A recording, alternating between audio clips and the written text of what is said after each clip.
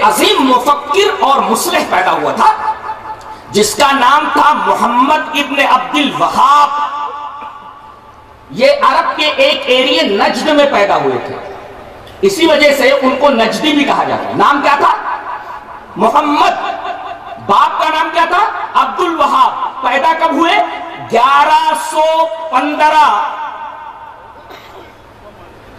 ہجری کے اندر. اب ان کا نام محمد، تو ان کی طرف اگر اہل حدیثوں کو منسوب کر کے بولنا ہے تو محمد ہی بولو، اس لیے کہ ان کا نام محمد تھا. اور اگر باپ کی طرف منسوب کر کے ہم کو وہابی کہا جاتا ہے تو ان کے باپ کا نام تو وہاب نہیں تھا، عبد الوہاب تھا، تو عبد الوہاب ہی بولو، اس لیے کہ ان کا نام عبد الوہاب تھا، وہاب نہیں تھا. لہذا میری سمجھ میں آج تک یہ بات نہیں آئی کہ ہمیں وہابی کیوں کہا جاتا ہے، اور جبکہ پتہ یہ چلتا ہے کہ ہمیں منسوب کیا جاتا ہے انہی کی طرف، محمد ابن عبد الوہاب نجدی کی طرف. لیکن یہ نسبت کچھ اب تک سمجھ میں نہیں آئی. اگر نام کی طرف نسبت ہے تو ان کا نام محمد تھا، ہمیں محمد ہی کہا جاتا. باپ کی طرف اگر منسوب کیا جاتا تو عبد الوہاب ہی کہا جاتا، اس لیے کہ باپ کا نام عبد الوہاب تھا. اور آخری بات، یہ حنبلی المسلک تھے، اور آپ کو معلوم ہے کہ اہل حدیث کسی شخصیت کی طرف اپنے آپ کو منسوب نہیں کرتا، اپنے آپ کو وہ حنفی نہیں کہتا، اپنے آپ کو وہ مالکی نہیں کہتا، اپنے آپ کو وہ شافعی نہیں کہتا، اپنے آپ کو وہ حنبلی نہیں کہتا. یہ حنبلی المسلک تھے. انہوں نے اپنی نسبت مشہور امام احمد بن حنبل کی طرف کر رکھا تھا. اور آپ کو معلوم ہے کہ اہل حدیث اپنی نسبت کسی شخصیت کی طرف نہیں کرتا سوائے اللہ اور اس کے رسول کے.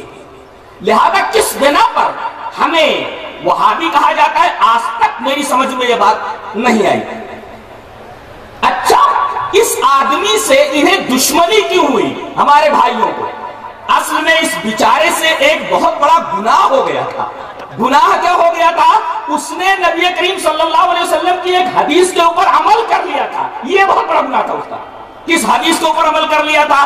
اس سے پہلے کہ میں وہ حدیث آپ کے سامنے پیش کروں، میں یہ بتا دوں کہ ایک زمانہ ایسا تھا کہ سعودی عرب کے اندر قبروں کو پختہ بنا لیا گیا تھا، اور پکی قبریں بنا بنا کر کے لوگ ان قبروں سے استمداد کرتے تھے.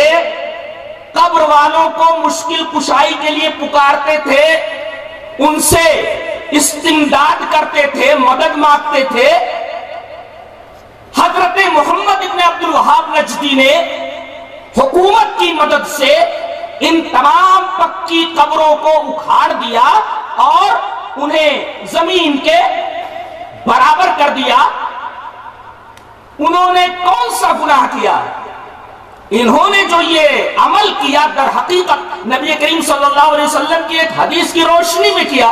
اور اگر حدیث پر عمل کرنا گناہ ہے تو یہ گناہ ان سے ہوا ہے. وہ کون سی حدیث ہے؟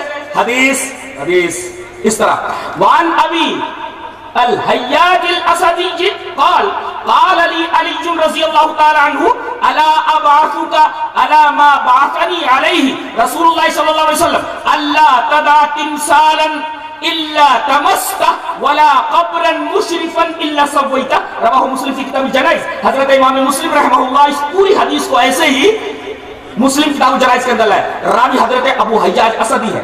حضرت ابو حیاج اسدی سے روایت ہے، وہ کہتے ہیں کہ نبی کریم صلی اللہ علیہ وسلم کے داماد محترم حضرت علی رضی اللہ تعالیٰ عنہ نے مجھ سے کہا کہ ابو حیاج، کیا میں تجھے ایسی مہم کے اوپر نہ بھیج دوں جس مہم کے اوپر خود جناب محمد رسول اللہ صلی اللہ علیہ وسلم نے مجھے بھیجا تھا؟ ابو حیاج نے کہا کہ اے نبی کے داماد محترم، جس مہم پر نبی نے آپ کو بھیجا تھا، اگر آپ مجھے بھیجنا چاہتے ہیں تو یہ میرے لیے سعادت کی بات ہے. وہ مہم کون سی تھی جس مہم پر نبی نے آپ کو بھیجا تھا؟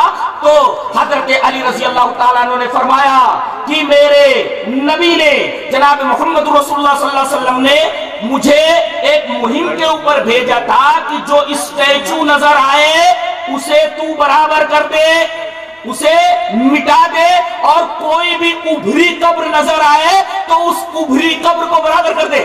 وَلَا قَبْرًا مُشْرِفًا إِلَّا سَوَّيْتَ، کوئی بھی ابھری قبر نظر آئے تو اس کو برابر کر دے۔ اگر محمد بن عبد الوہاب نجدی نے اگر پکی قبروں کو توڑ کر کے انہیں برابر کر دیا تو یہ تو نبی کریم صلی اللہ علیہ وسلم کی ایک حدیث کے اوپر عمل کرنا ہوا۔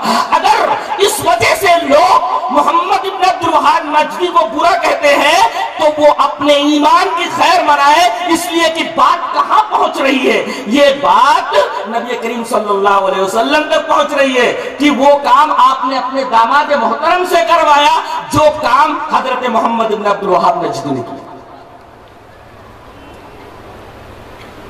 ثابت کیا ہوا کہ ہم وہابی نہیں ہیں۔